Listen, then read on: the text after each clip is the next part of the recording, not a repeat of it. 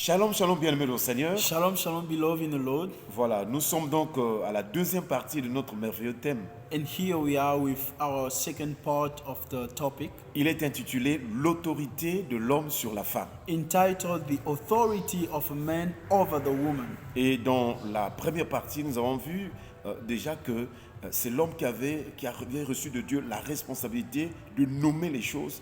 Et même c'est lui aussi l'homme qui a donné à la femme le nom de femme. And our first part, we explained that the man had authority and he is the one that named the woman over the name of Eve, and he named all creatures. Alors, l'autorité, par définition, signifie aussi la hiérarchie. And the authority also, by definition, it means hierarchy. Donc, si nous disons que l'homme a l'autorité sur la femme parce que quand nous voyons la hiérarchie, l'ordre, le classement établi par Dieu, nous voyons que Dieu a commencé par l'homme, ensuite la femme. Then we can see that when the Lord made everything, he started with a man. So we follow that hierarchy. C'est pourquoi nous devons nous baser sur les Saintes Écritures pour en être assurés que réellement, j'allais dire véritablement, l'homme a l'autorité sur la femme. That's why we have to look through the Holy Scripture to know actually if a man is really authority over the woman. Chers frères et sœurs, Beloved brothers and sisters, nous voyons que dans 1 Pierre chapitre 3 verset 7, we may see in the first book of Peter chapter 3 from verse 7, il est écrit it's written, Marie, montrez à votre tour de la sagesse dans vos rapports avec vos femmes comme avec un sexe plus faible. Honorez-les comme devant aussi hériter avec vous de la grâce de la vie. Qu'il en soit ainsi afin que rien ne vienne faire obstacle à vos prières. You husband in like manner dwell with your wives according to knowledge, giving honor unto the woman as unto weaker vessel, as being also joint heirs of the grace of life, to the end that your prayers be not hindered. Chers frères et sœurs, Beloved brothers and sisters, dans ce texte biblique, in this scripture, Pierre explique que l'homme doit avoir la sagesse dans son rapport avec sa femme. Peter is explaining that a man has to have wisdom when in the relation with his woman, his Et il wife. précise que dans cette sagesse, dans le rapport avec sa femme, l'homme doit considérer la femme comme un sexe plus faible. And in that relationship, he's saying the man has to consider the wife as a weak vessel. Or, le sexe nous rappelle le genre. And when we speak about sex, it's actually showing us the gender. Et précisément, l'homme est donc du sexe masculin, tandis que la femme est du sexe féminin. And that shows that the man is of a gender masculine and the woman is feminine, so which shows that the man is more stronger. Et donc, si déjà l'apôtre Pierre rappelle que la femme est considérée comme un sexe plus faible, le mot faible veut dire que l'homme est plus fort ou encore supérieur, tandis que la femme est faible, elle est inférieure. So Apostle Peter want to show us that when the woman is called a weak vessel and the man is the masculine, so which means the man is more superior than the woman. Voilà donc ce que c'est que la hiérarchie veut aussi nous signifier. This is the hierarchy that God wants to actually give us the meaning of everything. Et c'est pourquoi nous considérons que même toujours en ce qui concerne la définition de l'autorité, nous pouvons voir que dans l'organisation sociale, chers frères et sœurs, nous voyons que l'organisation sociale est fondée sur des rapports, n'est-ce pas, de subordination selon les pouvoirs et la situation de chacun. And we can see also in the order of men, like the government of people, there is always the order.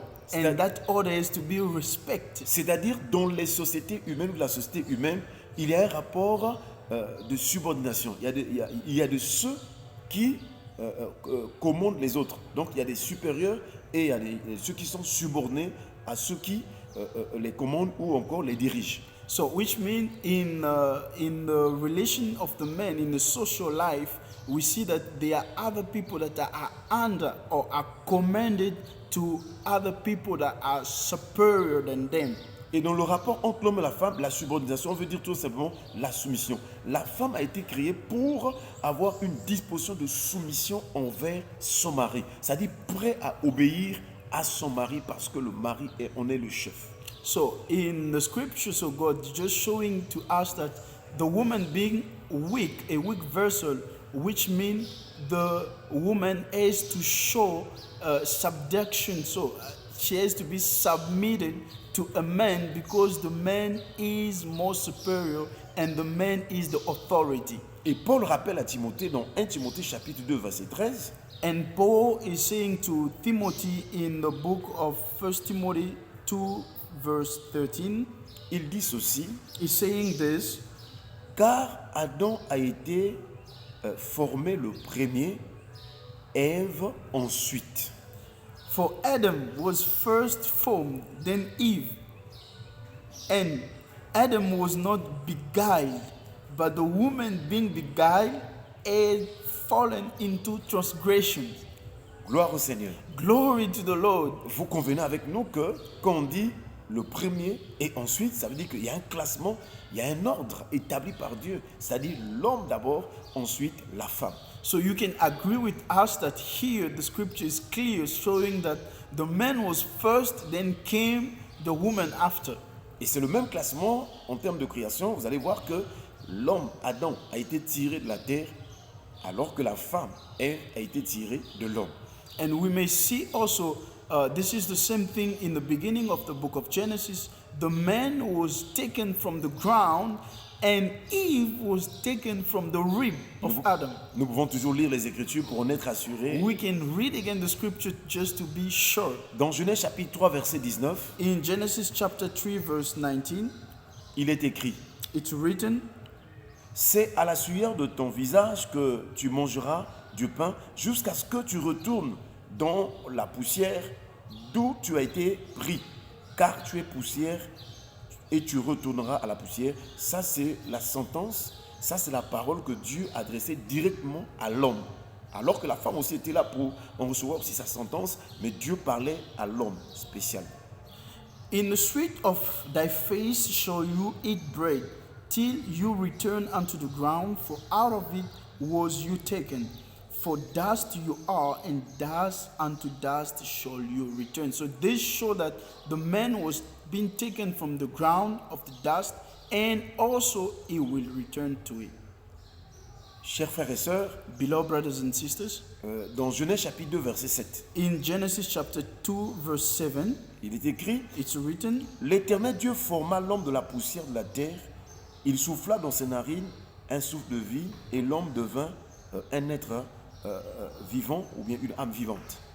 And God formed man of the dust of the ground and breathed in his nostril the breath of life, and man became a living soul. » Donc nous voyons que l'homme a été pris de la terre, tiré de la terre, We may see that the man was being taken out of the ground, et il est la première créature humaine. and he is the first human creature.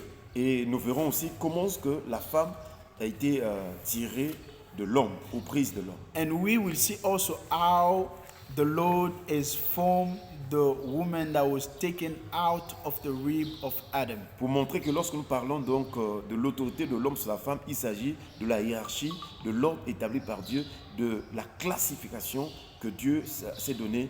Il a commencé par l'homme, ensuite la femme. Just to show to you that this is the order that God has established, to start first with the man, then the woman came after. C'est pourquoi quelquefois dans certains foyers conjugaux, excusez-moi, quand on fait la hiérarchie, nous voyons d'abord papa, d'abord le père, ensuite la mère et enfin les enfants. That's why in family we first see the father that comes first, then the mother, then the children.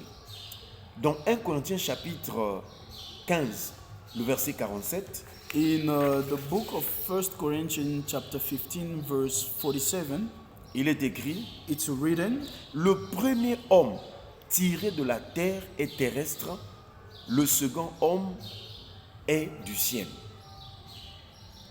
1 Corinthians 15:47, the first man is of the earthy, the second man is of heaven.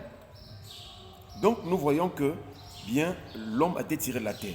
Then we can attest that the man was taken out of the ground. Maintenant, s'agissant de la femme, nous allons voir que la femme n'est pas tirée de la terre, mais la femme va être maintenant tirée de l'homme. According to the woman will not be taken out of the ground, but from the rib of Adam. Nous sommes dans Genèse chapitre 2, versets 21 à 23. We are in the book of Genesis chapter 2 from verse 21 to 23. Ici, dans ce texte, il y a des détails que Dieu donne pour montrer comment est-ce que le Seigneur l'Éternel, on était arrivé à former l'homme qui était prise de... former la femme, excusez-moi, qui était prise de l'homme. And here God is explaining how the woman came to life. Il est écrit, It's written, alors l'Éternel Dieu fit tomber un profond sommeil sur l'homme. Donc nous voyons là que c'est l'homme,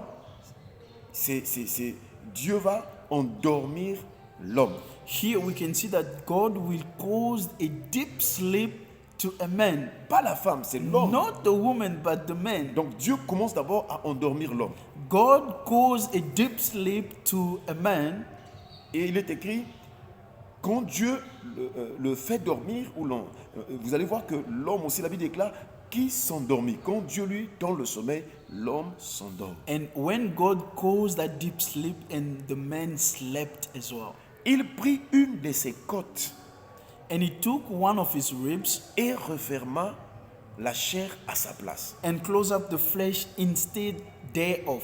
Ça, c'est d'abord la première partie, This is the first part avant que la femme soit formée ou créée. before the woman being created or formed. Dieu prend une partie de l'homme, donc la côte de l'homme. God is taking one rib out of the man, Alors, ensuite, la Bible explique maintenant la suite. Comment est-ce que la femme va être formée de la côte? and after that the Bible will explain to us how is God going to form the woman. Là aussi, il y a une hiérarchie, il y a un classement, il y a un ordre. And there also there is a hierarchy and or a order that God is going to establish. On pourrait aussi dire il y a une succession. We can say also there is a succession.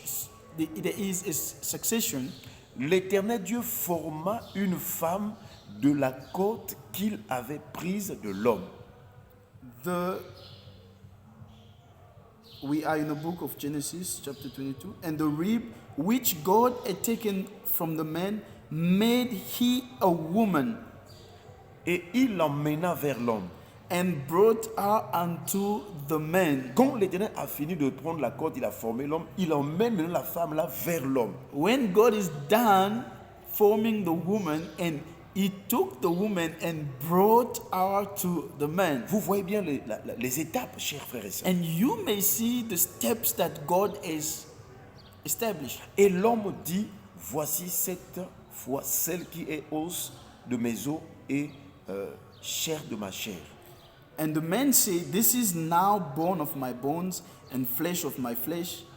She shall be called woman because she was taken out of Et out l'homme of me. précise qu'on l'appellera. Bon, moi, en tant qu'autorité, moi qui avais reçu la responsabilité de nommer les choses, alors je dis que cette créature qui a été créée, qui est semblable à moi, alors on l'appellera femme. So now the man is going to decree to say, as I have the authority, I'm giving you the name Eve, so that you are bone of my bone and flesh of my flesh. Et il donne la raison pour laquelle on l'appellera femme, sinon la signification de ce que c'est que femme. And he give even the reason why they shall call her woman. Il dit parce qu'elle a été prise de l'homme. Because she was taken out of a man. Que Dieu vous bénisse. May the Lord bless you. Nous vous exhortons à suivre les autres vidéos, les autres enseignements sur le même thème, l'autorité de l'homme sur la femme. We beseech you to follow this teaching again entitled the authority of men over the Que woman. Dieu vous May the bénisse. Lord bless you. Soyez bénis.